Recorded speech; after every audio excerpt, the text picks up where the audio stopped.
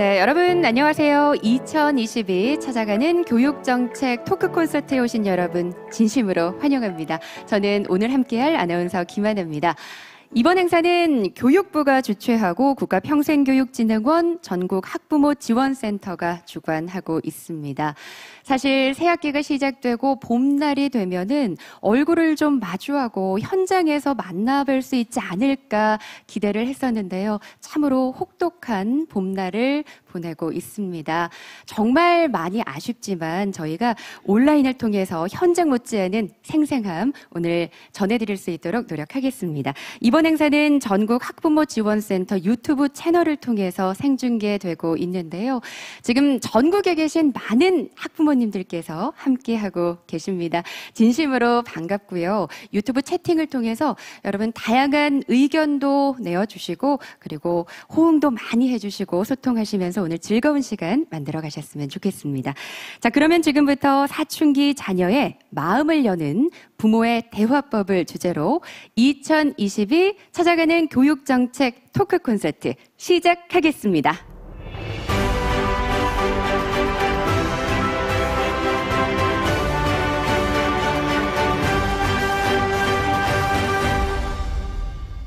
네, 저희 한번 힘차게 문을 열어봤는데요.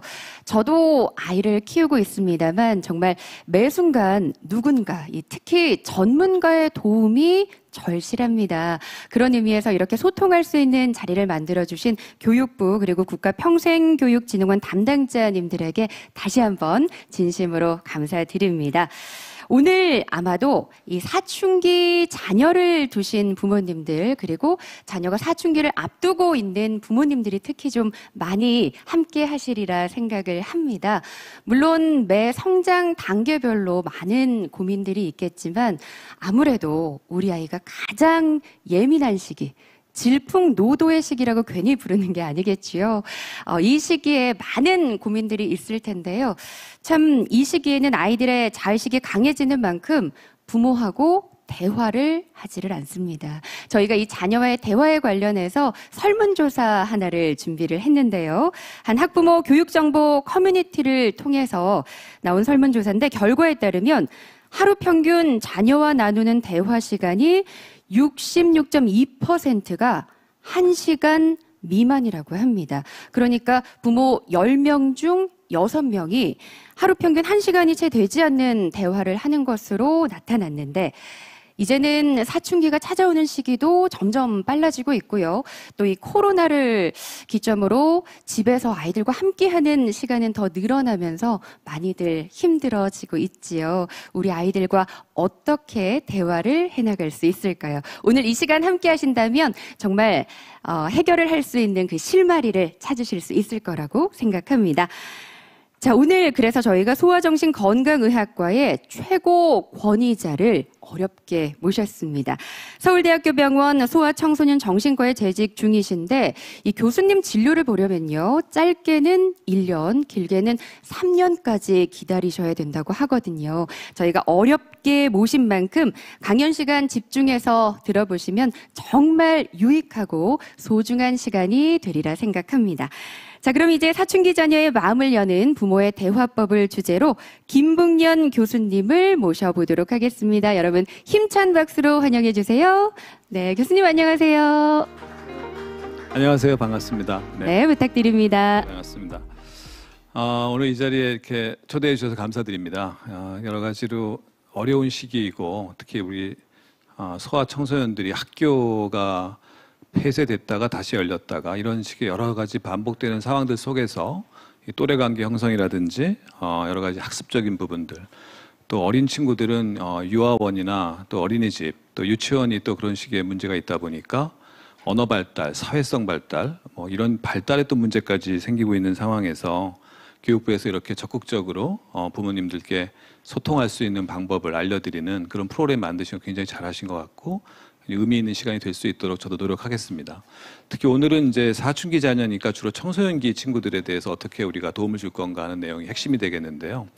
이 사춘기 자녀들과의 대화법은 사실은 그 대화를 하기 위한 준비 작업이 훨씬 중요하다. 저는 그렇게 생각합니다. 그래서 그 청소년기 아이들을 이해하는 그 정도에 따라서 얼만큼 그 아이들의 마음을 이해하고 그 마음을 읽어주고 그 마음의 정서적인 상태를 이해하고 거기에 또 소통할 수 있는 그 아이들의 문화를 알고 있고 그 문화의 내용을 또 얼마나 함께 즐길 수 있느냐에 따라서 소통의 영역, 소통의 범위, 소통의 이 깊이는 너무너무 많이 달라집니다. 사실은 그래서 청소년기 자녀를 둔 저도 사실은 이제 대학생 두 자녀를 두고 있지만 불과 2년 전까지 청소년을 겪었던 아이들인데 그 아이들과의 저와의 생활을 지켜보면 내가 얼만큼 공부하느냐에 따라 정말 달라지더라고요. 청소년 아이들과의 소통은요.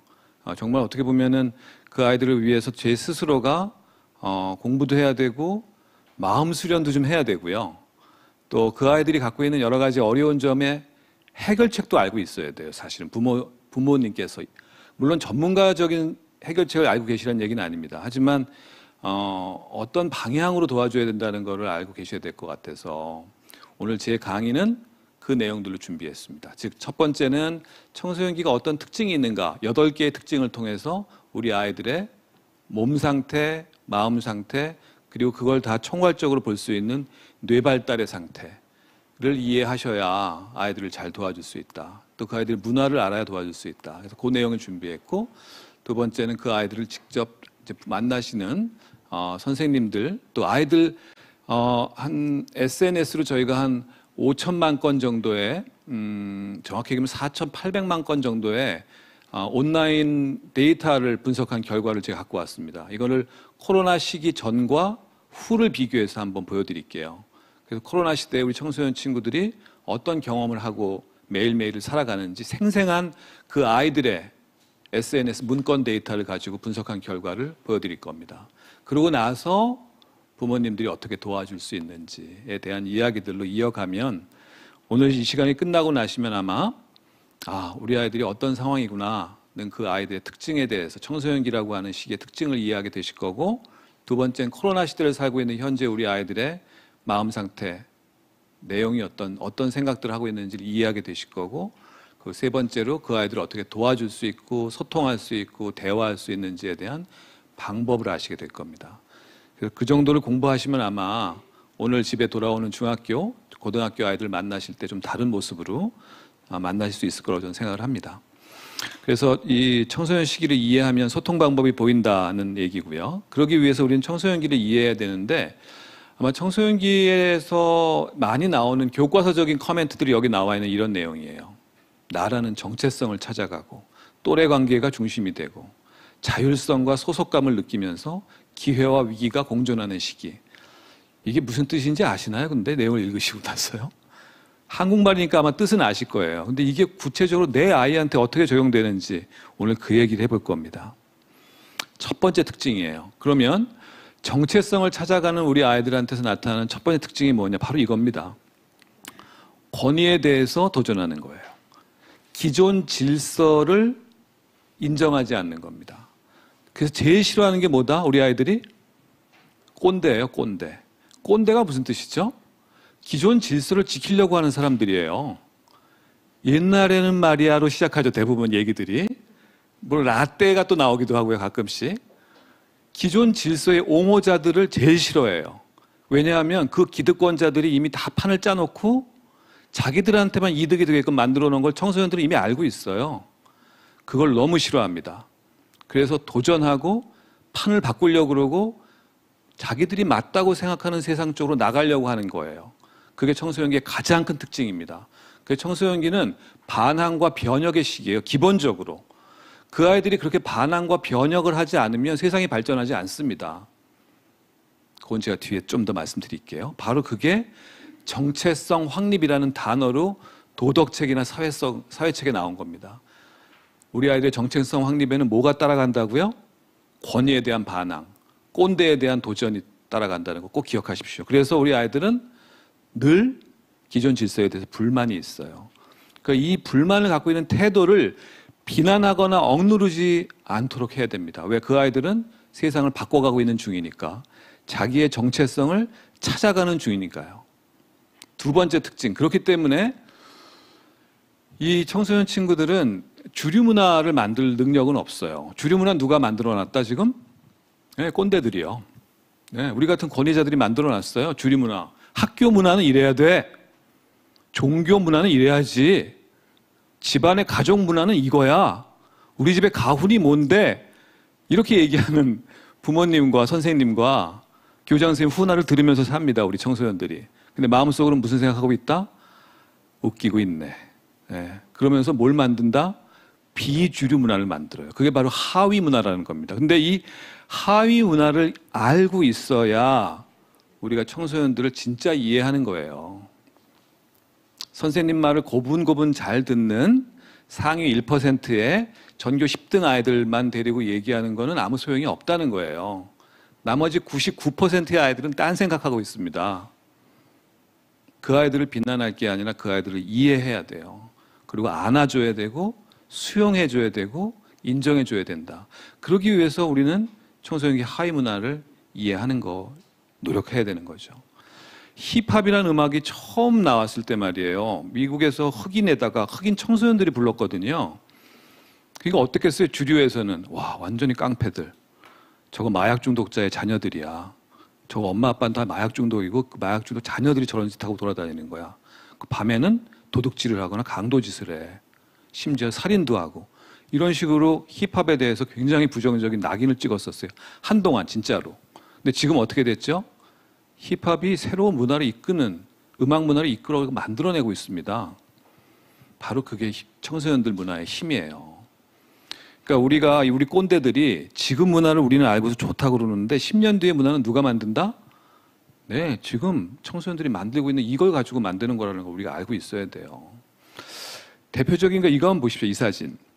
아주 흥미로운 사진인데요. 이게 이제 한참 전 얘기죠. 벌써 2007년도 뭐 그때쯤 얘기입니다. 무슨 옷을 입고 있죠? 다 우리 그 라벨은 얘기하지 말자고요. 예, 뭐 또 걸립니다 어디에. 그래서 똑같은 옷을 입은 애들이 쭉 앉아 있어요. 근데 흥미롭게 이 사진을 좀 확대해서 봐야 되는데 이게 이제 뒷자리 애들만 찍은 거고요. 맨 뒷자리 애들이고요. 이걸 이제 확대해서 보면 이 옷을 입고 있는 아이들은 다 맨 뒤에서 두 번째 아니면 첫 번째 앉아 있는 애들이에요. 그러니까 이 아이들의 특징이 뭐다? 네, 전형적인 비주류예요. 주류에 끼지 못하는. 한 번도 선생님한테 제대로 된 어유 훌륭해 라는 칭찬을 못 받아본 아이들이 똘똘 뭉쳐가지고 이 옷을 입고 자기 목소리를 낸 겁니다. 그 아이들이 나중에 뭘 만드는지 아십니까? 말도 바꿔요. 은어, 줄임말, 그리고 상당히 흥미로운 상징적 단어들을 만들어냅니다. 옛날엔 이게요, 되게 나쁜 걸로 폄하됐었어요. 세종대왕을 모독하는 아이들 이래가지고 실제 동아일보, 뭐 KBS 뉴스에도 나왔습니다. 세종대왕에 대한 모독이다. 우리 아이들이 지금 쓰는 말 절대 못 쓰게 해야 된다. 심각한 표정을 지은 국어학자가 나와서 막 빗대를 세우면서 얘기를 했다고요. 근데 지금 이 은어, 이 줄임말이 거의 우리 언어 세계를 많이 영향을 주고 있어요. 왜 그렇게 됐을까요? 네, 휴대폰이 나오면서부터예요. 채팅을 할 때 길게 쓰는 게 얼마나 지루하고 비효율적인지를 이제 모든 세대가 공감하게 된 거예요. 짧게 쓰는 게 훨씬 더 좋다는 걸 알게 된 거니까 우리 아이들의 이런 과거에는 은언이, 비애언이, 속언이, 나쁜 줄임말, 세종대왕에 대한 모독 이런 말 했던 우리 어른들도 열심히 줄임말을 이제 쓰기 시작하고 이 말을 알아야 근데 청소년들을 이해할 수 있어요. 저는 이제 청소년들하고 대화할 시간이 생각보다 많습니다. 외래에서도 만나고 병실에서도 만나고 또는 컨설테이션 나가서 학교 현장에서도 만날 일이 가끔 있거든요. 제 외래가 많이 밀려 있는 건 죄송하게 생각합니다만 어쩔 수가 없는 상황이고요. 그래서 그런 상황에서 아이들과 소통을 할 때 이 아이들이 쓰는 말을 내가 이해를 못하면 벌써 애들은 아유 저 말도 안 통하는 저 할아버지하고 무슨 얘기를 해 이렇게 반응을 합니다. 정말 그래요. 그래서 공부를 해야 돼요. 그래서 저희가 은어 사전을 만들어서 이 줄임말 사전을 만들어서 공유하고 공부합니다. 이 아이들이 쓰는 말의 의미가 과연 어떤 것이 정확히 알기 위해서. 그렇다고 또 너무 나대면서 최신 줄임말 쓰잖아요. 그러면 아유 놀고 있네 이러면서 또 별로 좋게 생각 안 합니다. 우리 아이들이. 그 아이들을 이해할 정도, 우리 부모님께서는 우리 아이들이 쓰는 말을 알아듣고 이해할 정도로만 하시면 되고 그걸 너무 막 또 카톡에다가 우리 자녀들하고 카톡할 때 줄임말 너무 많이 쓰시면 오히려 소통 단절이 일어날 위험성이 있으니까 그것도 고려해 주시면 좋을 것 같아요. 그래서 우리가 문화 이해를 해야 되는데 이 주류 문화가 아니기 때문에 조금 낯설기도 하고 조금 아직 거칠기도 하고 그럴 거예요. 우리 청소년 아이들이 쓰는 문화들이 여러 가지 현상들이. 근데 우리 그걸 이해함으로써 그 아이들의 마음을, 그 아이들이 세상을 바라보는 눈을, 그 아이 갖고 있는 욕구, 불만을, 그 아이가 뭐에 좌절하고 있는지를 이해할 수가 있게 됩니다.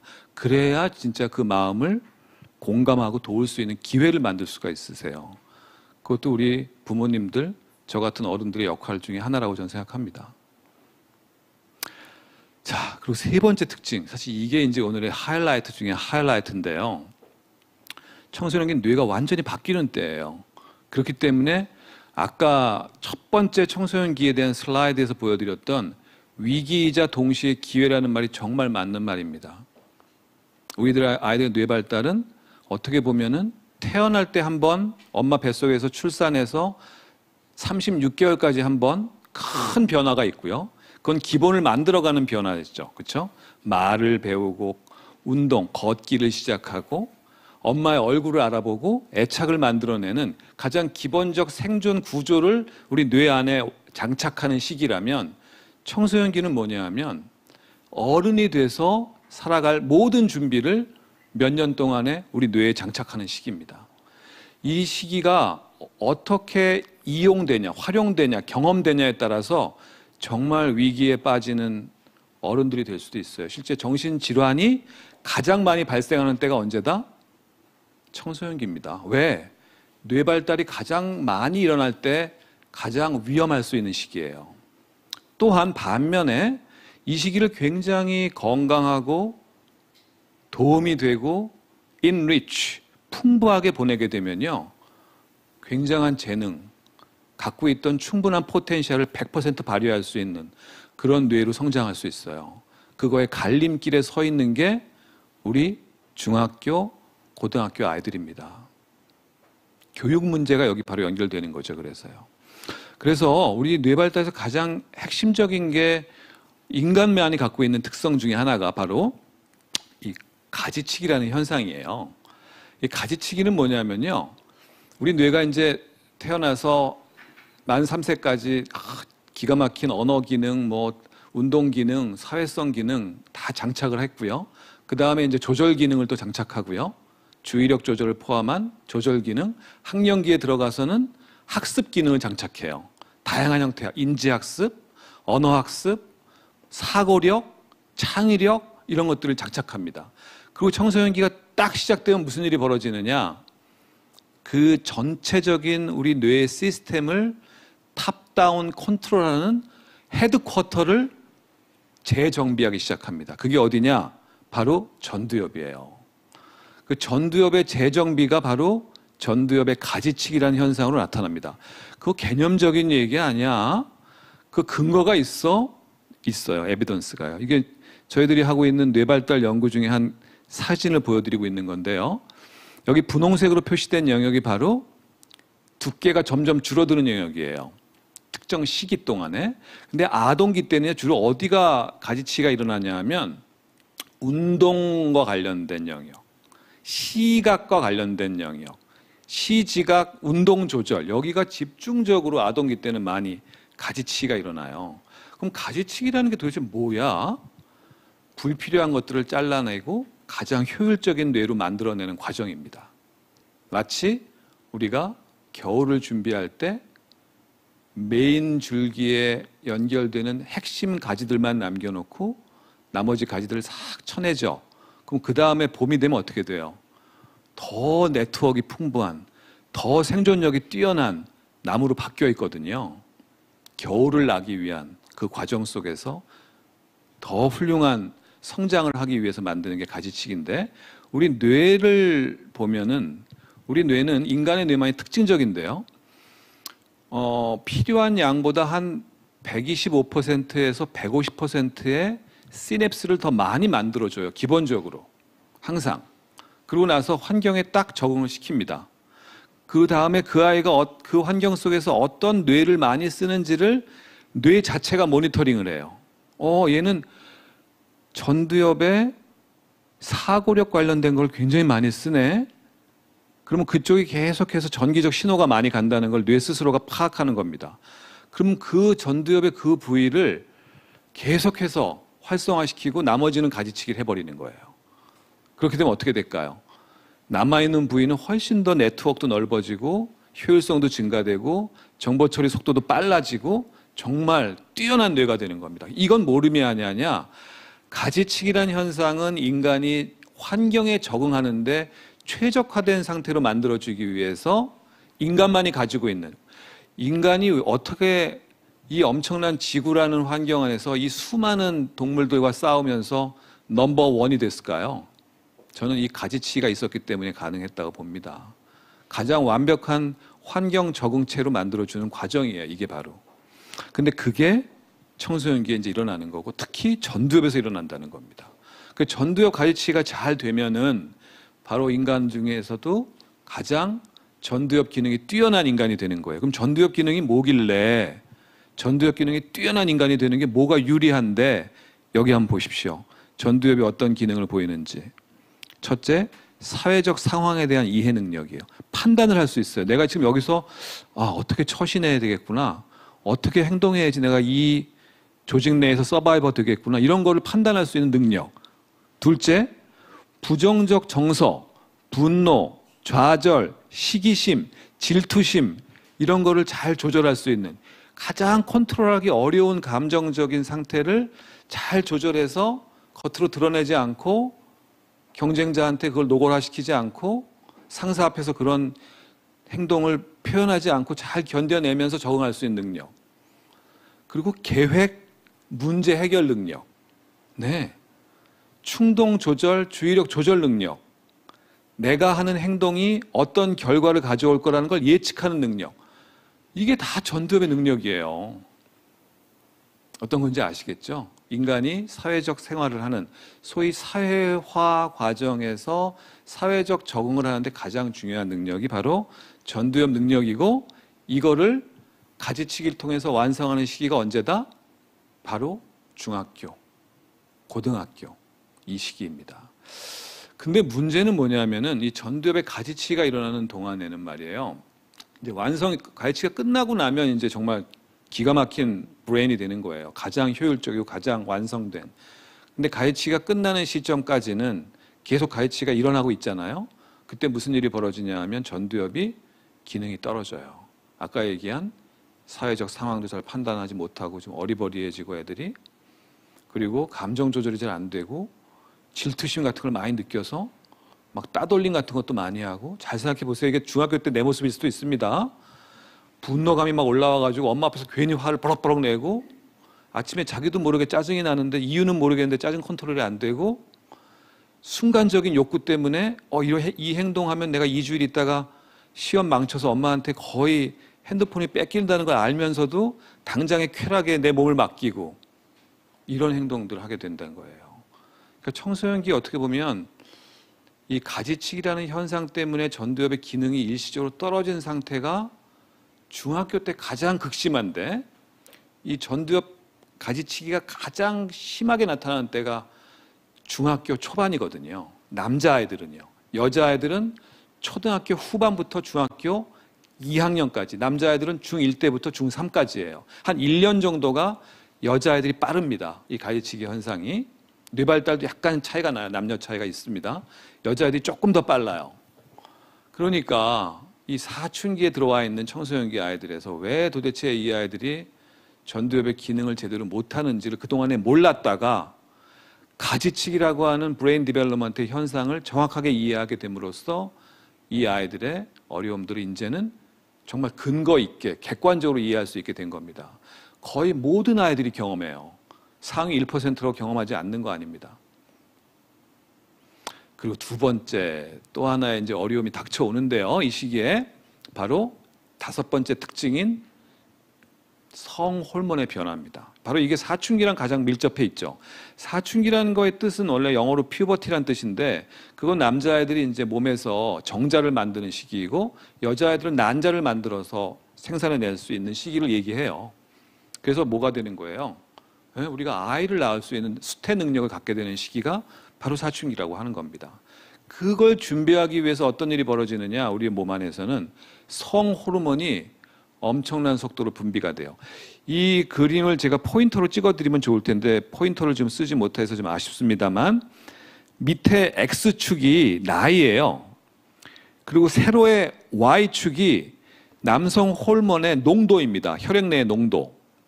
한번 잘 보세요. 10살부터 20살까지가 대개 우리 청소년기의 초, 중, 후반기를 다 포함하는 시기잖아요. 그때 기울기를 보세요. 기울기. 기울기가 뭔지 알죠? 가파른 정도. 예, 이건 뭐 거의 70도, 65도 이상 되겠죠? 그 5년 사이에 이렇게 빠른 속도로 남성 호르몬이 증가가 돼요. 남성 호르몬 증가되는 건 뭐 그래 알아. 그거 근육 튼튼하게 하고 목소리 굵게 하고 뭐 털 좀 나게 하고 그리고 이제 우리 성기 크게 하고 뭐 이런 건데 뭐 그거 뭐 어쩌다는 거야. 그건 이제 몸에 대한 영향이고요. 우리가 궁금해하는 건 뇌에 대한 영향입니다. 뇌에 어떤 일을 이게 만들어내느냐. 우리 뇌에서 아미그달라라고 하는 편도체라고 하는 부위를 이게 엄청 자극해요. 이 호르몬이 우리 뇌로 들어가가지고. 그래? 편도체? 들어는 본 것 같은데 이게 뭔데? 엄청 중요한 겁니다. 편도체가. 왜 중요하냐면 편도체가요. 인간 생존에 관련된 중요한 마음 상태를 결정짓는 것들이에요. 그럼 인간 생존에 관련된 게 뭘까요? 이건 생존이에요. 뭐 사회적 관계 이런 걸 고려하지 않는 겁니다. 극히 이기적인 생존과 관련된 감정 상태예요. 그건 뭘까요? 네. 최고가 되려고 하는 공격적인 마음. 약한 놈을 짓밟고 올라서려고 하는 지배욕. 그리고 무서운 상대가 나타나면 빨리 도망가야 되니까 그걸 느끼게 만들어주는 공포심. 이런 감정들과 관련되는 부위예요. 근데 이거를 이 남성 호르몬이 계속 자극을 하는 겁니다. 그럼 어떻게 될까요? 공포하고 불안에 대한 예민성이 엄청나게 증가돼요. 우리 아이들이 왜 예민해지는지 아시겠죠, 이제? 왜 초등학교 5학년까지는 저 친구가 우리 집에 귀여운 마스코트였는데 분명히 엄마 하고 먼저 내가 퇴근하면 와서 안아주고 막 몸을 비비고 엄마 기다렸단 말이야 막 이러고 했는데 불과 1년 반밖에 안 지났는데 문 닫고 들어가서 나오질 않고 문을 열면 짜증을 내고 나가 그러고 뭐 좀 해야지 그러면 내가 알아서 할게 이러고 뭉쾅 닫고 어디서 나타났지 쟤는 도대체 내가 난 애가 아닌데 2년 전까지는 내가 난 애가 맞았는데 이런 생각하게 만드는 이유 바로 아미그달라를 자극하기 때문에 그래요. 이게 남자 여자 똑같습니다. 남자도 마찬가지로 테스토스테론이 증가돼요. 여자도 마찬가지로 증가되고요. 근데 여자는 에스트로겐이라고 하는 여성 호르몬이 그걸 조금 이게 좀 무디게 해주는 효과는 있어요. 하지만 그 변화 속도에서의 차이는 아미그달라에 대한 자극 영향은 비슷합니다. 그렇기 때문에 여자친구들도 남성 호르몬의 영향을 사춘기 때는 상당히 받고 있다. 이걸 알고 계셔야 되고 그걸로 인한 공포 불안에 대한 예민성, 공격성, 서열, 위기에 대한 민감성, 자기 보호 능력 이게 생존 본능이 굉장히 민감해지는 때다 이때가. 자, 그래서 결론적으로 보면 이제 우리 아이들이 이중 고통을 겪고 있는 거예요. 그렇죠? 이 좀 사회적인 상황에 잘 대처하고 공감하고 좀 배려하고 관계 형성을 잘하게 도와주는 그리고 충동도 좀 조절해주고 자기 욕구도 좀 컨트롤하면서 좋은 관계를 만들어가는데 필요한 전두엽의 기능은 한 4년 정도 기능 저하가 오는 데다가 초기 3년이 이렇게 엄청난 테스토스테론의 변화가 생기면서 남성 호르몬의 변화가 생기면서 편도체는 엄청나게 예민해진 상태가 돼버린 즉 이 예민성은 증가되고 그걸 컨트롤하는 탑다운 컨트롤은 약화된 상태가 바로 우리 청소년기라는 겁니다. 그러니까 얼마나 이 아이들이 힘들까. 그러니까 정말 개념적으로 우리 아이들은 사춘기니까 힘들어가 아니라 정말 우리 아이들의 몸과 마음과 뇌에 영향을 주는 호르몬과 브레인의 발달이 진짜 힘든 상태라는 걸 우리가 이해를 하셔야 한다는 거예요. 그럼 어떻게 될까요? 이제 우리의 자세가. 저 나쁜 놈, 저거 왜 이렇게 됐지 저거? 이게 아니라 아유, 저거 안 돼, 안쓰럽다. 아유, 정말 안 됐네 저 녀석. 컨트롤은 안 되니까 막 안절부절하고 올라오는 그 예민성은 막 증가돼가지고 갑자기 짜증도 났다가 화도 나고 아유 안 됐어. 저 안 되는 애를 어떻게 도와줘야 될까? 내가 엄마로서 아빠로서 이렇게 생각하게 되는 거예요. 불쌍하게 여기자는 겁니다. 우리 친구들을요. 그 방법을 찾아야 돼요. 그 방법은 나중에 얘기할 거예요. 근데 제가 시간이 너무 많이 쓰면 안 돼서 좀 조절하겠습니다. 자, 그리고 7번째 특징. 이제 이건 문화적, 사회적 특징이 있어요. 청소년기 때 아까 우리 정체성 찾아가고 권위에 도전하고 새로운 질서를 만들려고 그러고, 그렇죠? 그러면서 생물학적으로는 탑다운 컨트롤이 안 되고 굉장히 예민해지고 공격적이 되는 시기라고 했잖아요. 그러면 사회적으로는 어떤 소셜 레벨에서는 어떻게 변하냐? 가족을 떠나는 시기에 한마디로 얘기하면 이제 엄마 아빠 나 이제 다 컸어. 나 신경 쓰지 말고 이제 알아서들 사세요. 나는 내가 알아서 할게. 이런 얘기를 하는 때입니다. 놀랍게도요. 그리고 또래가 중심이 돼요. 이제 더 이상 엄마 아빠가 중심이 아니에요. 친구하고 생일 잔치하는 거 훨씬 더 좋아하고요. 엄마 아빠가 차려주는 생일상은 그냥 의무적으로 아유 그래 해피 버스데이 투 유예요. 땡큐 이러고 나가서 애들하고 놀고 싶어하는 때죠. 또래 중심의 문화가 생긴다. 근데 놀랍게도 그 다음에 따라오는 게 있어요. 동시에 권력 욕구가 생겨요. 아까 그 남성 호르몬이 편도체를 자극하면 어떤 일이 생긴다고 그랬죠? 서열에 민감해지면서 높은 서열을 차지하기 위한 공격성이 증가된다고 그랬잖아요. 바로 그겁니다.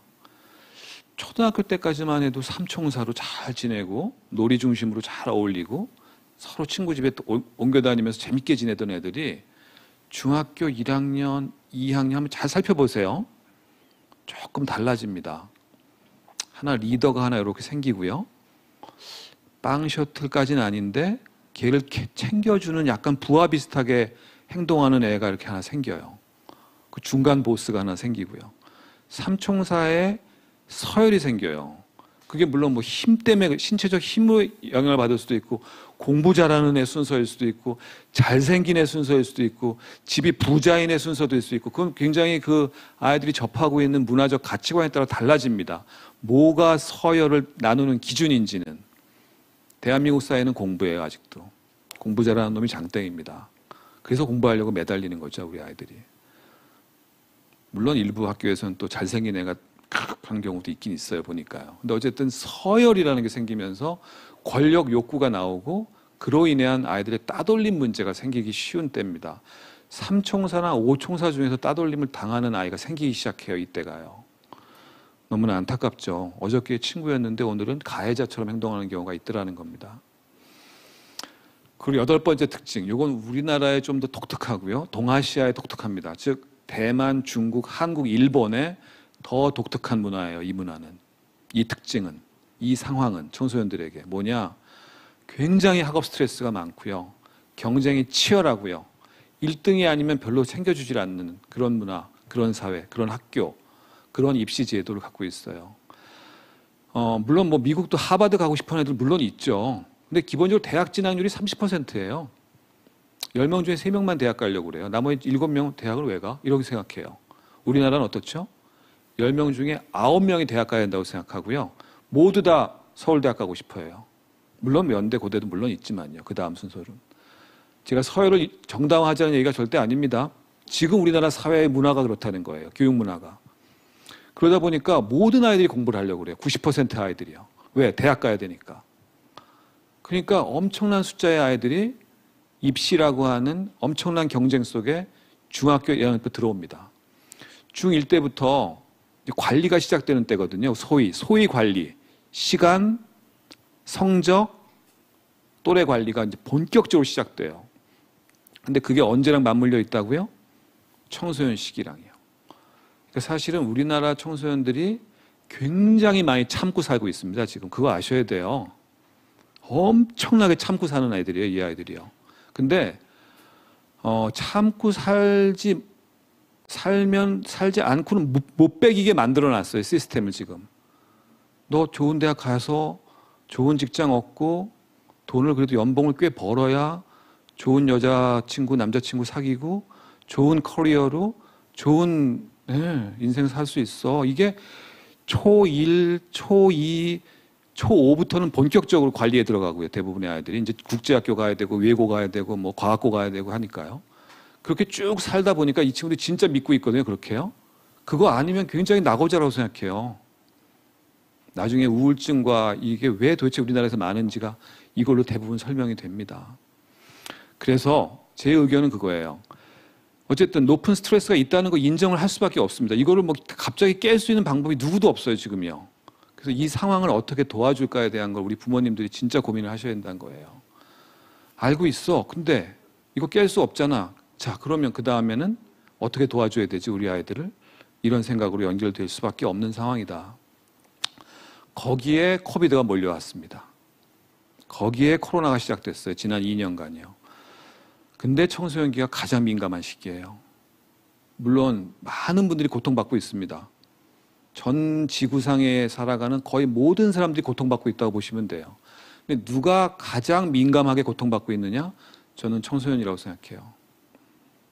그래서 10대 정신건강 소셜미디어 빅데이터를 한번 분석을 해봤습니다. 바이브라는 회사랑 같이요. 대략 한 4천만 건 정도 직접 아이들이 쓰거나 올린 글들을 분석한 거예요. 자연어 분석 방법이란 기법을 통해서 10대 커뮤니티 게시판, 학부모님 게시판, 블로그나 트위터를 다 익명 처리돼서 누가 보냈는지 모르지만 10대 아이들끼리 주고받고 글을 올린 것들을 다 키워드 분석을 한 겁니다. 누가 올린 건지 알고 하는 게 아니에요. 근데 그 4,300만 건을 분석한 거예요. 일단 코비드-19이 시작된 2020년을 기점으로 해서 그 1년 전과 그 1년 6개월 뒤를 비교한 거예요. 그래서 2019년 데이터하고요. 2020년 초부터 21년 후반기까지 비교했어요. 그랬더니 코비드 전보다 코비드 후가 청소년들이 일단 엄청나게 많이 들어왔어요. SNS나 온라인 커뮤니티에. 온라인 활동이 엄청 늘어났다는 뜻이에요. 한마디로 얘기하면. 그럴 수밖에 없겠죠. 학교에 못 가고 하루 종일 집에 갇혀 있거나 온라인 수업 들으면서 생활을 했는데요. 당연히 많이 들어올 수밖에 없죠. 이건 당연합니다. 내용 분석에 들어갔어요. 그냥 이것도 써머리만 간단히 말씀드릴 수밖에 없는데 시간 때문에 우리 아이들이요. 열심히 살고 싶어요. 어머님, 아버님. 허송세월하는 거 좋아하지 않습니다. 갓생이라는 걸 우리 아이들이 키워드로 갖고 살아요. 갓생. 이거 여기서 참여했던 애들은 다 초등학교 6학년부터 고등학교 3학년 정도까지 아이들이에요. 그 밑에나 그 위에 성인들은 없습니다. 성인이나 아동들은 없어요. 전부 다 아이들의 그 증가된 가장 중요한 키워드가 갓생이라는 키워드였는데 그게 뭔가 저도 몰랐어요. 갓생. 그래서 저는 뭐 신처럼 여유 있고 막 이렇게 아, 세상 참 좋다. 구름이나 타고 다니자. 이렇게 사는데 그게 아니더라고요. 시간을 쪼개고 내가 스스로 만족할 수 있게끔 열심히 생활해서 좋은 성취를 하는 거. 그게 갓생이에요. 그렇게 살고 싶어 해요, 우리 아이들이. 그래서 열심히 공부하는 방법에 대한 책들과 그런 걸 찾아보는 SNS의 글이나 뭐 유튜브에 대한 댓글이나 이런 게 엄청나게 늘었어요. 청소년들은 열심히 공부하고 싶어 하는 욕구를 많이 갖고 있다는 걸 알게 됐습니다. 그런데 상황은 어떠냐? 온라인 수업 너무 힘들다는 거예요. 키워드 공부, 온라인 강의. 이게 이제 확 올라왔는데 집중이 안 된다는 게 다 연관어입니다. 그러니까 키워드 분석이라는 건 우리 아이들이 갖고 있는 키워드들의 리스트를 쭉 정리하고 어떤 게 가장 빈도가 높은지를 체크한 다음에 그 키워드하고 연관되는 단어에서 가장 높은 비율을 보이는 걸 같이 분석하는 방법, 기법이에요. 그렇게 했을 때 우리 아이들은 온라인 수업과 공부라는 키워드를 가장 코로나 전보다 훨씬 더 많이 이제 표현을 하기 시작했는데 그 다음 따라오는 키워드가 집중이 안 돼라는 거예요. 온라인 수업 너무너무 집중이 안 돼. 그리고 그 다음이 충격적인데 저는 ADHD를 검색하기 시작합니다. 그 아이들이 그 다음엔. 집중이 안 돼에 대한 뭔가 해결책을 찾는 것 중에 하나로 ADHD라는 병을 검색해요. 이 아이들이요. 내가 혹시 ADHD가 아닐까? ADHD 약을 먹으면 내가 좋아지지 않을까? 이렇게 집중을 못하고 있는 내 자신이 너무 한심한데 나는 갓생을 살아야 되는데 하루에 제대로 1시간도 집중을 못하고 있는 이 바보 같은 나를 어떻게 해결하지? ADHD 같아 나는 이런 식으로 연관되는 거예요. 우리 아이들의 고민과 해결책의 연관관계가요. 약에 대한 검색이 엄청나게 많이 늘어났어요. 코로나. 저는 이건 정말 제가 너무나 의외였습니다. 제가 소아정신과 의사인데 저한테 오는 아이들이나 어머님들하고 같이 오는 아이들은 ADHD 진단에 대해서 약물 치료하는 걸 별로 좋아하지 않거든요. 어머니들은 원하시지만 필요하다고 생각하시니까 어쩔 수 없이 처방을 요구하시지만 아이들은 싫어. 내가 약을 왜 먹어? 이런 애들이 많은 경우에 발견이 되는데 실제로 10대 아이들의 키워드를 분석해 본 결과는 자기 문제에 대한 해결책으로 이런 식의 이야기들을 서로 소통하고 공유하고 있더라는 거죠. 하나의 패션으로. ADHD 패션이 있었다는 겁니다. 우리 코로나 시기 동안에. 그리고 이 아이들의 생활의 리듬이 이제 깨지잖아요. 온라인 수업하죠. 활동량 적어지죠. 밤에 깨 있는 시간 길어지죠. 그 다음에 학교 갈 필요 없으니까 새벽 2시까지 앉아있죠.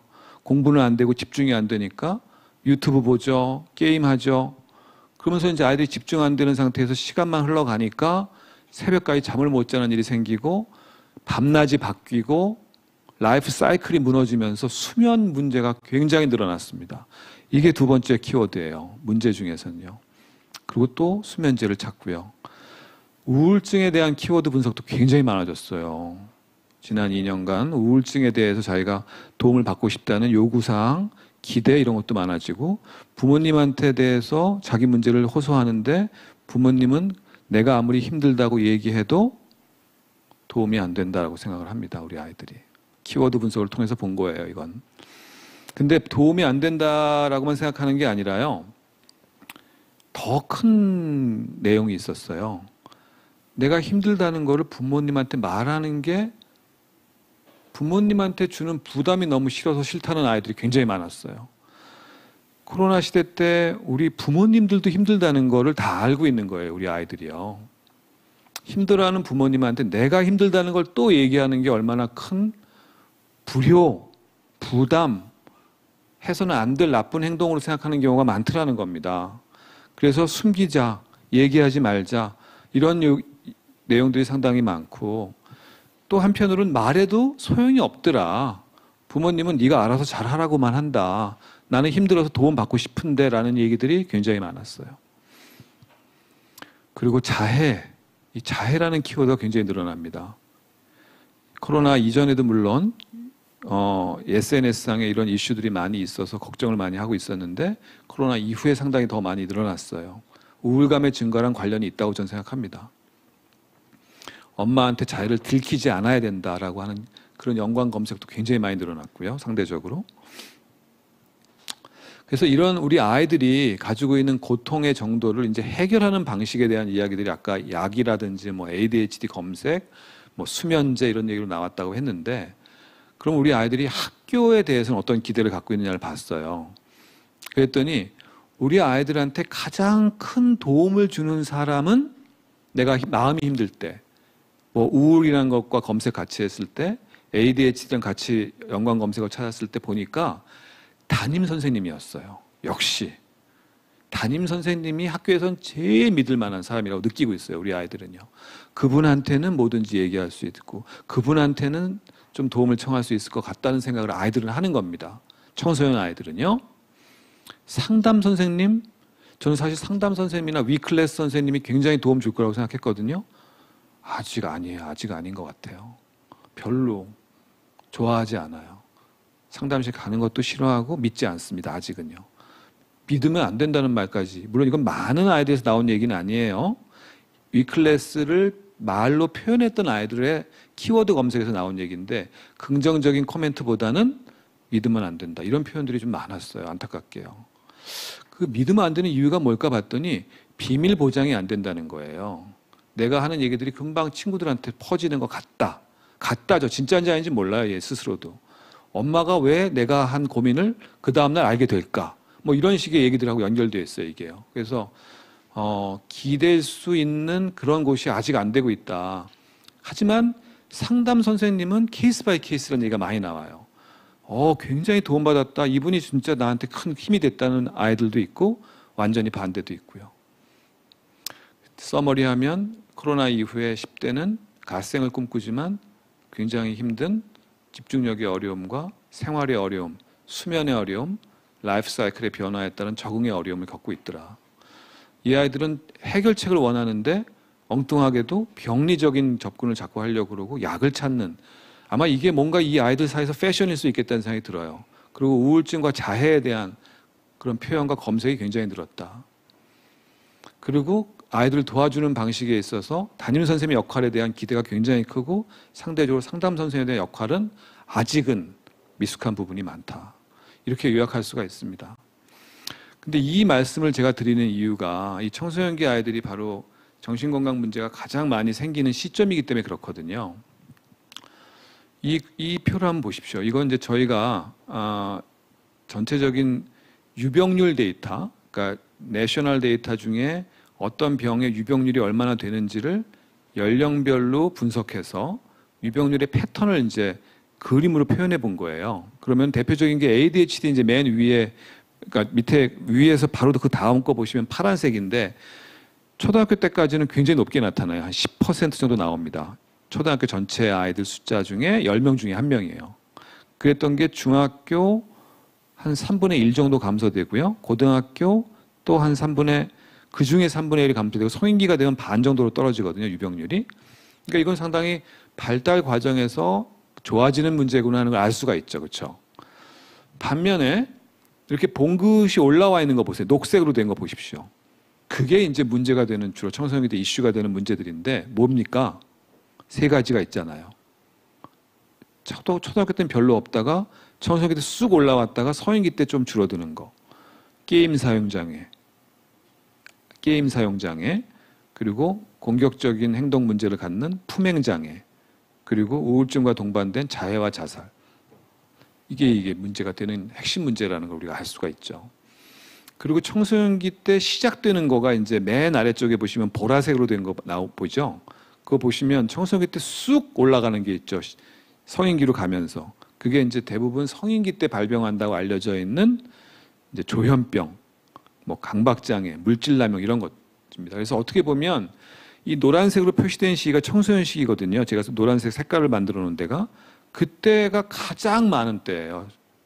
이 질환이 발생하는 빈도가 가장 높게 나타나는 때다. 그러니까 청소년기 우리 아이들의 뇌 발달의 급격한 변화가 사실은 적응상의 어려움도 가져오지만 안타깝게도 정신건강의 문제를 초래할 가능성을 높인다는 걸 알 수가 있어요. 근데 우리가 이 뇌발달의 특성을 반드시 정신건강 문제나 어떤 적응상의 어려움만으로 해석할 수 있는 건 아닙니다. 여기서 제가 시간이 많지가 않아서 사실 그 자료들을 갖고 오지는 못했는데 기회도 있다는 말씀 아까 드렸잖아요. 위기면서 기회.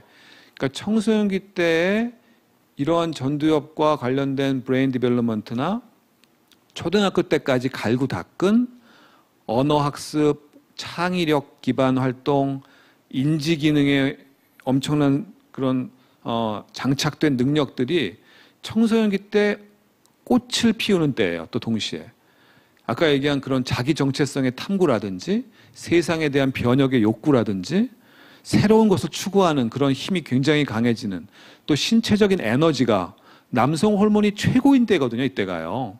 남성 호르몬이 뭘 의미합니까? 에너지예요. 에너지. 왜 우리 50대, 60대 되는 나의 어르신분들이 노화 방지로 뭘 하면 좋을까요? 할 때 첫 번째 추천하는 게 뭡니까? 남성 호르몬 치료를 추천하죠. 레벨 체크해서. 너무 낮아져 있으면 남성 호르몬 보완요법 통해서 노화를 좀 더 줄여드리고 에너지를 증가시켜드리고 하잖아요. 청소년기는 그냥 자연적으로 그 시기 자체가 가장 높은 남성 호르몬을 가진 때예요. 가장 활동적이고 신체적으로 가장 왕성하고 성적으로도 가장 왕성하고요. 사실은 굉장히 창조적인 활동을 많이 할 수 있는 때입니다. 많은 그 문인들이나 뭐 역사가들의 데이터들을 쭉 정리한 결과를 보면요, 우리가 굉장히 많이 알고 있는 무슨 초유의 과학자들이 있죠. 뭐 아인슈타인도 그렇고요. 사실은 무슨 뭐 굉장히 유명한 어떤 예술가들 또는 문학자들의 히스토리, 그들의 라이프 히스토리를 분석해 보면 처음 그 아이디어가 떠올랐던 그 사람이 결국 그걸 나중에 어떤 데이터로 분석해서 증명을 해내고 그래서 그게 완성된 시어리로 발표되는 건 그 사람이 30대 교수, 되게 젊은 교수 때 그걸 많이 하는데 실제 그 아이디어가 떠올랐던 거는 대부분이 청소년 때입니다. 대부분이. 어떤 문학가나 소설가나 이런 분들이 아이디어가 떠올랐던 거는 중고등학교 때가 많아요. 음악을 만드는 사람들조차도 그래요. 그렇기 때문에 청소년기 때는 엄청난 기회가 사실은 따라오고 있는 거예요. 즉 우리 아이들이 이런 고통스러운 조절 능력의 결함으로 인한 힘든 일들만 겪고 있는 게 아니라는 겁니다. 그래서 부모님들한테 제가 당부드리고 싶은 말은 성적만이 능사가 아니니까 성적을 올려야 된다라고 하는 강박에서 조금만 벗어나셔서 걔가 좋아하고 잘하는 거를 좀 서포트하고 그거를 발굴해낼 수 있는 기회를 좀 제공해 주시고 걔한테 약간의 시간만이라도 좀 주실 수 있으면 그 아이는 그 시간을 잘 활용만 한다면 걔 인생을 살아가는 동안 가장 중요한 첫 번째 아이디어를 얻을 수 있는 시기입니다. 그 에너지를 쓸 수 있는 시기고요, 사실은요. 그래서 그 시기를 잘 쓸 수 있게 도와주자는 겁니다. 저는 게임도 그렇다고 생각해요. 제가 이제 지금 여기 보여드린 게 게임 사용장애에 대한 얘기를 아까 청소년기 때 많다고 말씀드렸는데, 그럼 게임을 하는 게 지금 다 문제가 되는 겁니까? 절대 아니라는 거예요. 게임 사용장애는요, 전체 게임하고 있는 청소년 중에 5%도 안 돼요.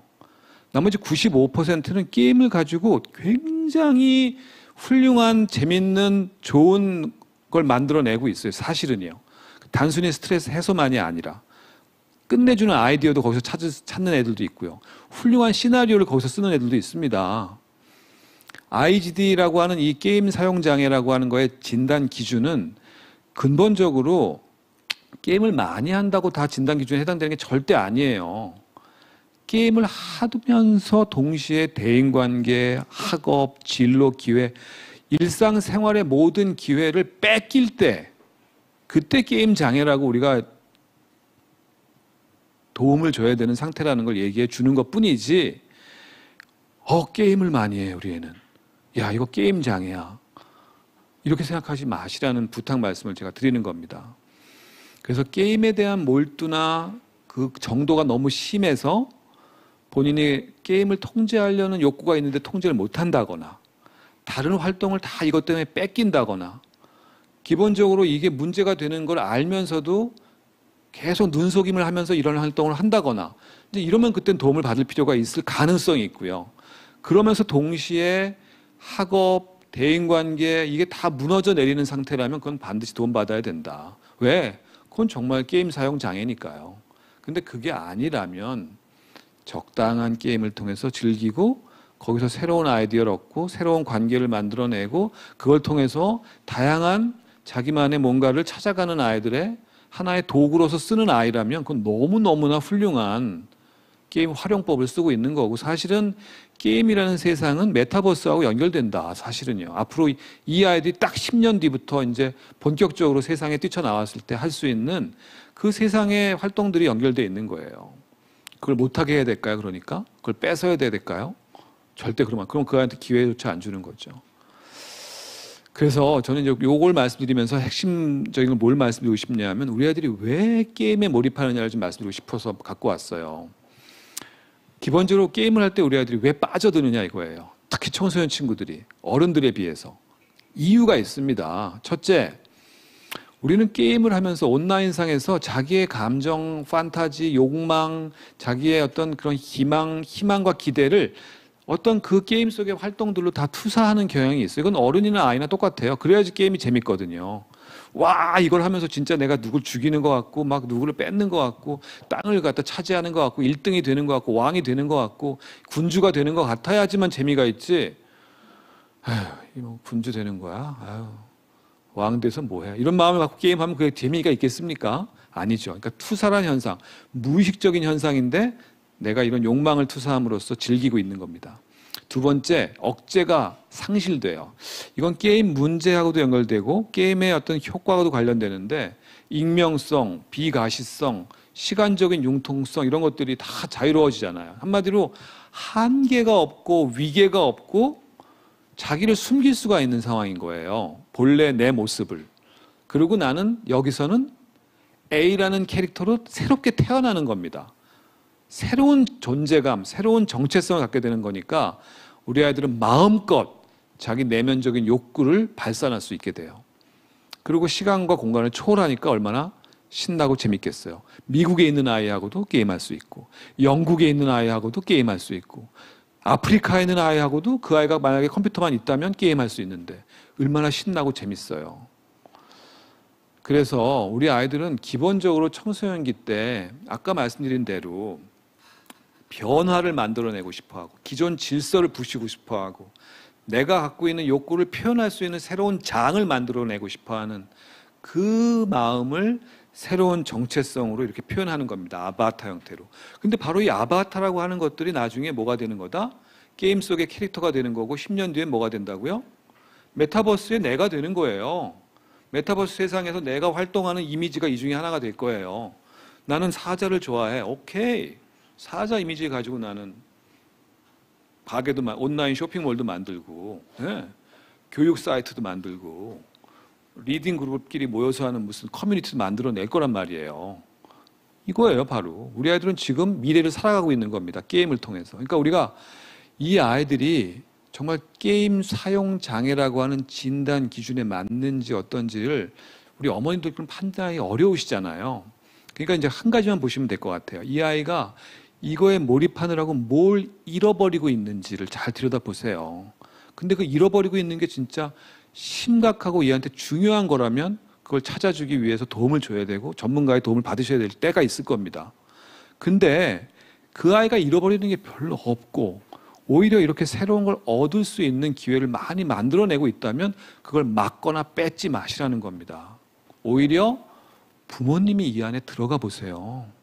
같이 캐릭터도 만들어 보고 새로운 아바타도 만들어 보시고 게임 세계의 로직도 배워보시고 커뮤니티에서 채팅도 좀 해보시고요. 그래서 그런 아이들의 욕구, 아이들의 하위 문화를 이해를 해 나가시면 정말 재밌게 야, 이런 신세계가 있었구나. 내가 나이 50 살면서 지금까지 한 번도 경험해 보지 못한 이런 새로운 세상이 있었구나 하는 걸 아시게 된다는 거죠. 그래서 저는 게임과 온라인 활동이 그런 엄청난 기회의 땅일 수 있다는 걸 꼭 우리 부모님께서 이해해 주시고 함께 그걸 찾아가시면 좋겠다. 하지만 5%의 친구들, 아까 얘기했죠. 5% 게임을 하고 있는 100명 중에 한 5명에서 6명 정도의 아이들은 게임 사용 장애를 진짜 갖고 있어요. 그 아이들은 어떤 특성이 있냐 하면 그 이전의 발달력에서 주의력 결핍, 과잉행동장애, ADHD 또는 청소년기 초기부터 시작된 우울증이나 불안장애 이런 것들을 같이 갖고 있으면서 그런 병리적인 현상과 연관된 게임 활동을 하는 경우도 실제 있더라는 거죠. 근데 그거는 아주 많지 않다. 10명 중에 100명 중에 5명에서 6명 정도밖에 없다. 이렇게 이해할 수가 있습니다.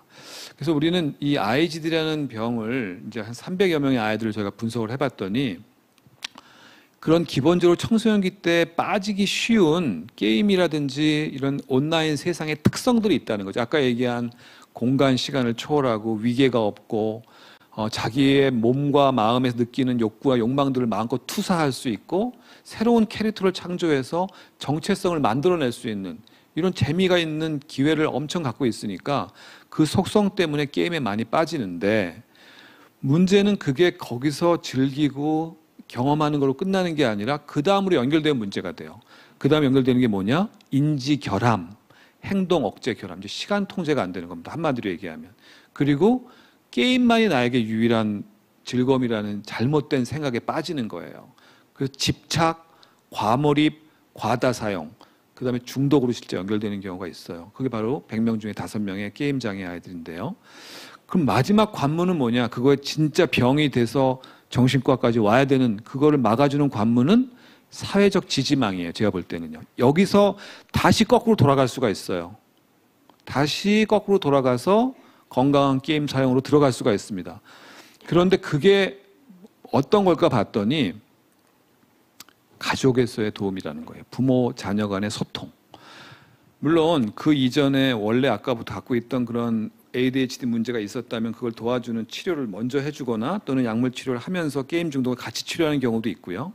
그 인지결함, 잘못된 생각에 너무 몰입되어 있으면 그 잘못된 생각을 교정하고 새로운 관점에서 게임을 바라보고 자기 스스로를 바라볼 수 있는 능력, 자존감의 특성이라든지 이런 특성들을 볼 수 있는 능력, 그걸 도와주는 인지행동 치료도 있습니다만 제가 볼 때 게임 과몰입에서 가장 중요한 요소는 부모의 개입을 통한 적절한 자기조절 능력을 회복시키는 거다. 그게 빠져 있으면 게임 과몰입 상태에서 벗어나는데 상당한 어려움을 겪어요. 그 5% 정도의 아이들은요. 그래서 그걸 도와주기 위해서도 부모님의 역할이 굉장히 중요하다. 그러니까 어떻게 보면 우리 부모님께서 아이들과 청소년기 때 상호작용할 때는 우리 아이들이 위기에 빠져 있는 상태다. 그래서 뭐 어떤 마음을 가져야 된다? 아, 너무 안 됐다. 아유, 전두엽 발달이 가지치기라고 그랬던가? 아까 그놈이 뭐라고 그랬지? 맞아, 가지치기라고 그랬어. 가지치기 때문에 막 전두엽 기능이 또 흔들리고 또 뭐라고 했지? 남성 호르몬 맞아. 그 남성 호르몬 때문에 편도액이 막 자극받아가지고 불안해지고 예민해지고 공격적이 막 되고 질투심이 올라오고 관계에 대한 두려움을 많이 느끼고 그런 상태라고 그랬으니 얼마나 안 됐어. 그걸 도와주려는 마음, 첫째. 두 번째, 또 뭐라고 그랬죠? 엄청난 기회의 시기다, 이 시기가. 그래서 우리 아이가 뭘 좋아하는지 진짜, 얘가 뭐에 재능이 있을까? 그걸 따져볼 수 있는 분은 저는 어머니, 아버님밖에 없다고 생각해요. 왜? 그 아이의 과거를 알거든요. 어린이집 다닐 때 걔가 뭘 좋아했더라? 유치원 때 걔 기질이 어땠지? 아, 초1 때 그 녀석이 맞아. 그 막 지도 갖고서 막, 지도 막 이렇게 보면서 막, 막 이렇게 나라 막 찾고 이러고 좋아했는데, 막 외교관이 될래나? 막 이런 생각도 좀 하면서. 말도 안 되는 생각도 하는 거지만, 국기 좋아한다고 외교관 되는 건 아니거든요. 뭔가 하여튼 그 아이의 과거력을 다 아시는 어머님들은 그런 생각들을 떠올리면서 걔한테 직접 물어봐도 답은 안 나와요. 너 뭐 하고 싶니? 그럼 몰라도 돼. 문 닫고 나가. 알아서 할게. 이거밖에 안 하니까 일단 처음에는. 근데 그 옛날 얘기를 떠올리면서 걔랑 소통할 수 있는 기회를 만들어낼 수 있는 거는 부모님이에요. 그 어린 시절의 사진을 꺼내놓고 너 옛날 이런 거 좋아했었는데 막 이런 얘기도 좀 하고 밥 먹을 때. 하여튼 뭔가 그런 과거력을 통해서 그 아이의 기질, 특성, 장점, 단점, 약점 이런 거를 같이 알고 있고 그거를 찾아가는데 가이드와 도움을 줄 수 있는 그 역할, 그게 두 번째 역할이에요. 불쌍하게 생각하고 힘든 과정을 겪고 있는 아이에게 힘을 줘야지 하는 마음과 동시에 강점과 걔가 갖고 있는 정말 개성을 내가 한번 같이 찾아보자. 그러면서 뭐죠? 걔가 요즘 하고 있는 우리 세대 때 못했던 거 재밌는 거 나도 한번 좀 해보자. 힙합도 좀 들어보고 랩도 좀 따라해보고 물론 말도 안 되니까 혼자 하셔야 돼요. 그 애 앞에서 하면 이제 찐따 됩니다. 찐따 엄마 아빠. 그렇게 되니까 그렇게 할 수 있는 기회를 내 스스로한테 주는 거. 엄마 아빠 스스로 그 기회를 가지세요. 인생은 재밌습니다. 그렇게 되면 그런 경험을 하시는 거. 그게 세 번째고요. 그 다음에 그걸 가지고 이제 뭐 한다? 대화를 나누시는 거예요. 이렇게 해보세요. 우리 청소년 아이는 중년의 부모가 이제 키우시잖아요. 그렇죠? 대개 20대 한 중반쯤 결혼해서 20대 후반에 아이를 낳고 걔가 15살 되면 나는 지금 40대가 넘어가니까 중년줄로 접어든 거예요, 나는. 그러니까 어떻게 되죠? 중년이라는 시기는 남자들은 특히 그런데요. 물론 성취를 위해 뛰어가는 시기이기도 하지만 동시에 집으로 돌아오고 싶어 하는 때예요. 거친 광야에서 막 투쟁하고 막 얻어내려고 싸우고 하면서 피곤하고 지치고 한 이 마음을 위로받고 싶어 하는 때입니다. 중년의 부모의 마음은 기본적으로. 그러니까 집으로 돌아오고 싶어 해요. 근데 우리 청소년 아이들은 어떻다고요? 이제 그만 난 집에서 나가고 싶어 해요. 그러니까 그 두 분이 만나신 거예요. 그러니까 어때요? 야, 우리는 얘기 좀 하자. 야, 뭐 하면서 지내 너? 그럼 우리 아이들은 뭐라고 그러죠? 한 단어를 쓰더라고 옛날에요. 질. 이거 아십니까? 질? 됐다라는 뜻이더라고 그게요. 됐어 엄마 이 뜻이에요. 그거 약자로 질 그래요 엄마들은. 그러니까 나는 할 거 딴 거 많어. 됐어 엄마 거 해. 난 내 거 할게. 이렇게 되는 거거든요. 그러니까 그 갈등이 이제 기본적으로 있는데 그렇기 때문에 우리 아이들을 부모님들 마음처럼 그렇게 붙잡아두고 가족 내에서 묶어둘 수는 없어요. 그걸 솔직히 인정하시고 이제 놓아줘야 될 때입니다. 탁 놔주셔야 돼요. Let it go. Let it go라는 그 가사가 괜히 있는 게 아니더라고요. 이제 보내줘야 될 때입니다, 얘를. 근데 그 보내주면서 이제 이 아이가 가지고 있는 장점과 이런 걸 찾을 수 있게 또 도와주는 가이드 역할을 하셔야 되겠죠. 그래서 선택권을 주고 그와 부모는 가능성을 함께 찾아주는 역할을 하시는 때다. 그 두 번째는 이제 이 시기가 뭐가 문제냐면 아까 얘기한 대로 전두엽에 기능 변화도 생기죠. 그 편도체가 자극받고 하니까 아이들이 태도가 불량해져요. 한마디로요. 거기다 권위 도전까지 있죠. 꼰대 싫어하죠. 엄마 아빠 꼰대처럼 보이죠. 하니까 이 아이들이 항상 이런 거죠. 뭐 아유 엄마 아빠 만나기 대화 나누면 짜증나. 밖에 나가 싶어. 엄마 여기 문 앞에 써붙인 거 안 봤어요. 반드시 녹화하고 들어오세요. 이런 얘기하는 때거든요. 그러니까 태도가 굉장히 부모님 입장에서 보면은 서운하기도 하고 참 저런 내가 어떻게 키웠는데라는 정말 그런 것도 생기고 실망이 많으시잖아요. 한마디로. 근데 자 부모님 태도를 문제 삼지 마세요. 태도는 오케이 그래 아까 얘기한 그 불쌍해하는 마음과 힘들어하는 그 아이 상태를 그대로 좀 인정해 주시고 태도를 문제 삼지 말고 뭘 해라? 컨텐츠를 봐라. 그 아이가 어떤 얘기를 하고 싶어 하는지 뭘 좋아해서 뭘 요구하고 있는지 나한테 그리고 어떤 기대를 나한테 하고 있는지 내가 어떤 걸 도와줘야 되는 건지를 컨텐츠를 따져야지 태도를 갖고서 똑바로 앉아 너 말투가 그게 뭐야 이렇게 되는 순간 모든 소통은 다 거기서 끝나고 걔는 또 문을 닫고 들어가서 더 큰 종이를 써붙이게 돼요. 절대 출입 금지라는 이렇게 만들지 마시라는 겁니다. 태도는 문제 삼지 마세요. 컨텐츠만 보세요. 그래서 소통하고 얘기 나누고 그리고 정말 좋게는 그 문화 속으로 쓱 한 발을 쓱 넣어보는 거예요. 이 문화는 이 게임 문화? 이건 어떤 거지? 힙합 문화? 이건 뭐지? 얘들끼리 좋아해서 뭐 운동을 같이 하는데 이건 무슨 운동이지? BTS는 왜 이렇게 애들이 좋아할까? 뭐 이런 거를 한 번씩 떠올려 보시면서 아이들과 문화를 함께 즐길 수 있으면 그게 베스트다.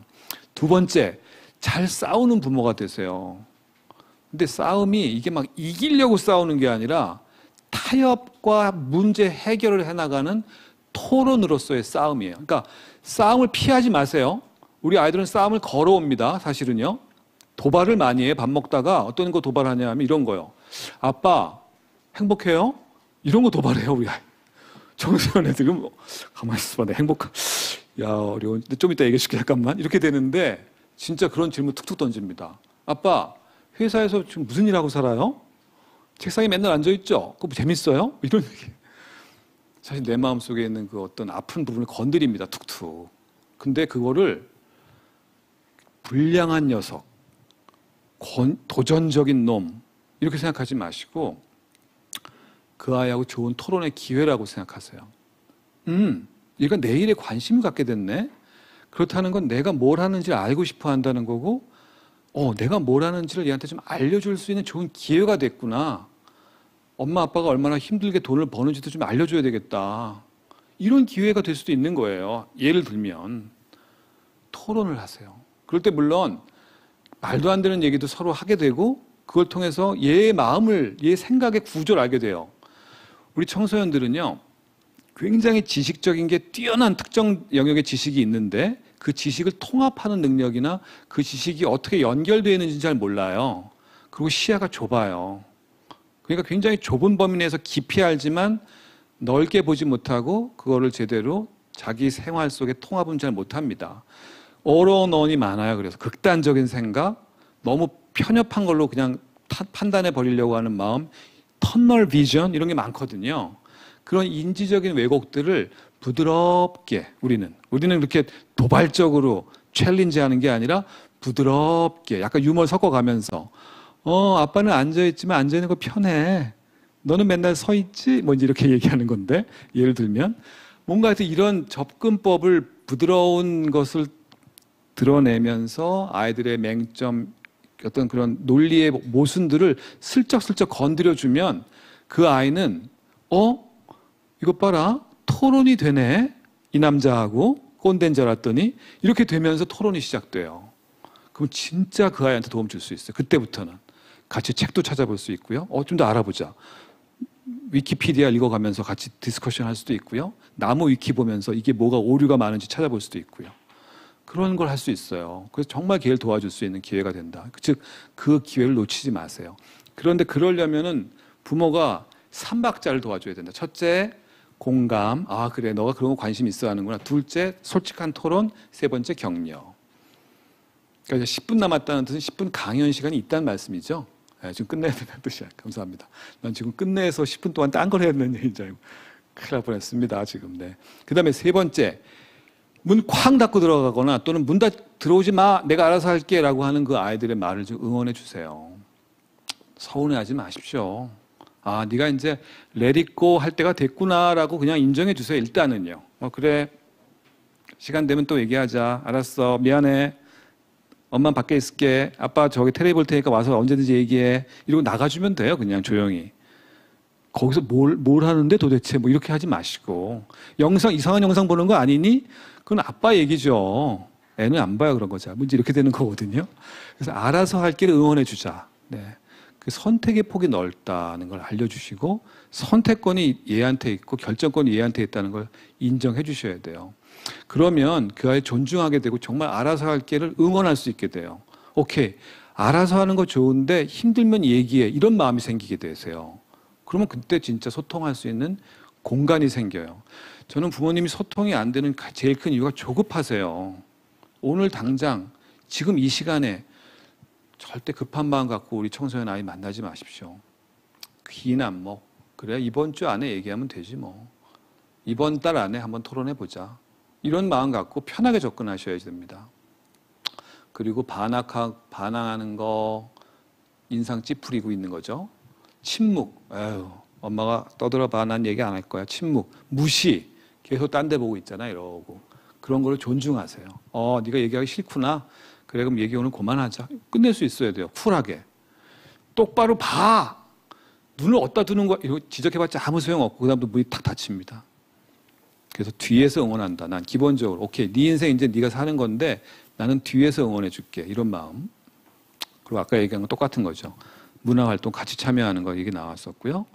그리고 또 중요한 거. 우리 부모님들께서도 이제는 중년의 부모님께서 집에 돌아오고 싶어하는 마음, 집에서 좀 안식을 취하고 싶은 마음, 나도 휴식처를 갖고 싶은 마음이 있으시잖아요. 그 마음의 이면엔 뭐가 있는 거다?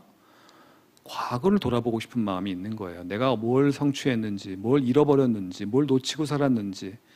그리고 아이가 그 저녁 식사하면서 한마디 콕 찌른 게 왜 마음속에 이렇게 오래 남는지. 아빠 행복해? 이 말이 왜 이렇게 오래 마음속에 남지? 그럼 그걸 생각해 보셔야 돼요. 진짜 진지하고 솔직하게. 나 정말 행복한가?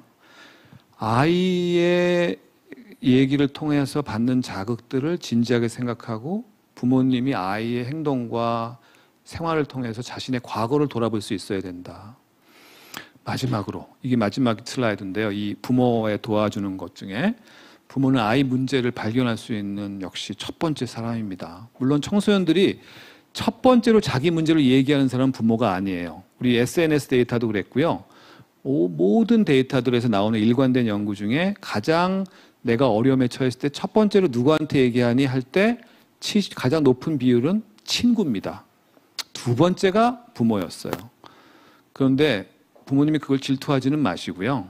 그래도 나한테 언젠가 오기는 오겠구나 하는 생각하시면 됩니다. 근데 그 아이들이 겪고 있는 문제는 사실은 우울증일 수도 있고 뭐 자해 충동일 수도 있고 또는 폭력적인 문제일 수도 있고 게임 중독일 수도 있잖아요. 근데 그런 문제가 생겼다고 해서 저는 부모님이 부모님 탓을 하지 않으셨으면 합니다.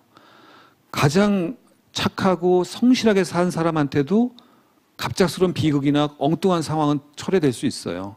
그러니까 절대로 그걸 남편을 비난하거나 스스로를 비난하지 마시고 그걸 객관적으로 받아들이시고 일단 그 문제가 생겼다는 것을 해결에 집중하셔야 돼요. 해결에. 어떻게 도와줄까에 집중하셔야 됩니다. 그리고 우리 가족이 한 팀이 돼서 어떻게 도와줄까, 이 아이를. 그러시면 진짜 해결책이 생기시게 될 거예요. 제가 조금 더 뒤에 준비한 것들이 있었는데 안타깝게 이제 여기서 시간이 거의 된 것 같아서 1분 남았나요? 5분 남았어요? 예. 나오셔가지고 좀 끝난 줄 알았습니다. 5분 남았으면 다 할 수 있습니다. 네네. 그리고 하지 말아주세요라는 걸 몇 개 적어놨나 보세요. 그러니까 아까 얘기한 거의 반복인데요. 너무 조급하게 하지 말아라. 부담만 주고 답을 안 주는 식의 접근을 하지 말자. 함부로 비난하고 걔를 넌 어떤 아이야? 라고 꼬리표 붙이지 말아라 제발. 우리 아이들은 계속 변한다. 이 말씀 꼭 드리고 싶은 거고 이거는 절대 우리 아이들 앞에서 아이들한테 이렇게 표현하거나 이렇게 행동하지 마세요. 어려운 상황들에 대한 대처법은 사실은 제가 좀 스킵을 하겠습니다. 왜냐하면 이건 좀 특별한 아이들을 위한 거거든요. 아까 그 5%의 아이들. 근데 그건 조금 넘어갈게요. 나중에 혹시 질문이 있으시면 질문을 주시면 거기에 대해서 답변 드릴 때 이 얘기를 좀 하겠습니다. 네, 그리고 저희가 이제 마지막으로 서울대학병원하고 서울시 교육청하고 그리고 이제 몇 번 후원해주는 곳에서 만든 프로그램이 있어요. 여기 사이트 애드레스가 보이시죠? teenstress.co.kr입니다. 이게 지금 구글에다가 이건 기억하기가 어려우시잖아요, 그렇죠? 그냥 구글 검색에다가 청소년 스트레스라고 입력을 하시면 첫 번째로 이 사이트가 떠요. 그만큼 많이 이미 청소년 친구들이 많이 쓰고 있는 홈페이지입니다. 근데 그 중에 보시면 그 스트레스 관리 프로그램이라는 게 쭉 맨 끝 오른쪽에 있어요. 스트레스 관리 프로그램 또는 개선 프로그램 이렇게 써 있는데요. 저희가 업데이트하면서 이걸 개선으로 바꿨습니다. 그래서 그 개선 프로그램 안에 보면은 우리 아이들이 자기의 감정, 전두엽의 기능이나 편도체의 불균형 때문에 생기는 기분 조절의 문제나 스트레스에 대한 예민성을 어떻게 스스로가 스스로를 돕는지에 대한 방법들이 나와 있어요. 대표적인 게 이런 거예요. 이완 연습하는 거예요. 긴장감을 푸는 방법. 편도체가 활성화되면 불안과 공포가 감정적으로 느껴지면서 온몸에 긴장이 올라가거든요. 그 긴장을 푸는 방법들 중에 첫 번째 방법인 호흡법. 이걸 비디오로 연습할 수 있게 되어 있고요. 점진적 근육 이완술 이것도 연습할 수 있게 되어 있습니다. 심상법이라고 해서 제가 기분 좋았던 생각을 떠올리면서 자기의 몸을 이완시키는 방법들도 있고요. 그리고 음악이 몇 개가 들어가 있는데 이건 제가 만든 음악은 아니고요. 바이노럴 비트라고 하는 알파 웨이브에 동조하는 그런 뇌파 동조 기술이 함유된 음악이에요. 카이스트에서 처음에 개발했어요. 우리나라에서는. 그래서 여기 몇 개 실어놨습니다. 이걸 개발한 개발팀이 저희 사이트가 이제 무상으로 제공된다는 걸 아시고 이걸 무상으로 또 이렇게 할 수 있게 도와주셨으니까 한번 꼭 들어가서 들어보세요. 이거는 저도 가끔 듣습니다. 집중이 잘 안 될 때라든지 막 좀 스트레스가 많아가지고 잠이 잘 안 오거나 할 때 한 10분 정도 듣고 나면 굉장히 좋아지더라고요. 여러분도 한번 들어보시길 권합니다.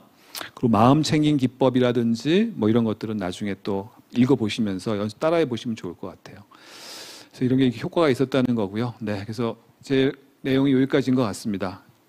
조금 시간 여유가 많지가 않았지만 그래도 마지막까지 다 말씀할 수 있게 얘기해 주셔서 감사드리고요. 제가 말씀드린 내용들은 대부분 이런 책들에도 나와 있으니까 한번 보시면 도움이 되실 겁니다. 네, 감사합니다. 네, 고맙습니다. 김북년 교수님의 강연 함께 잘 들었습니다. 화면 너머에 있지만 소리는 들리지 않지만 여러분 큰 박수 보내주시면 감사하겠습니다.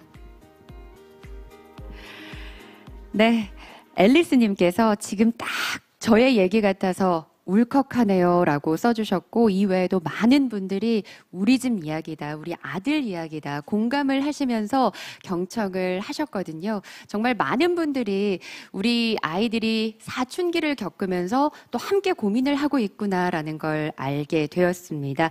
3가지를 이야기를 해주셨거든요. 공감, 솔직한 토론, 그리고 따뜻한 격려. 그중에서도 많은 분들이 이 태도를 문제 삼지 말아라. 이 문장을 굉장히 많이 기억을 하시게 될 것 같습니다. 이제 물론 이게 머리로는 이해가 돼도 실제 상황에서 적용을 하기가 참 쉽지는 않겠지만 오늘 이렇게 김북년 교수님의 강연을 듣기 위해서 이 자리에 앉아 계시고 또 고민을 하는 것부터가 소통을 위한 준비가 되어 있는 게 아닐까라고 생각하면서 우리 학부모님들을 진심으로 응원합니다. 아마 이제 조금 더 대화할 수 있는 실질적인 방법에 대해서도 궁금하실 것 같고요. 사전에도 좀 궁금해하시는 질문들이 많이 들어왔습니다. 그래서 저희가 질문에 대한 해답을 들어보는 2부 순서도 준비하고 있는데요. 잠시 휴식 시간을 갖고 조금 더 구체적으로 궁금증을 풀어보도록 하겠습니다. 5분 뒤에 뵙겠습니다.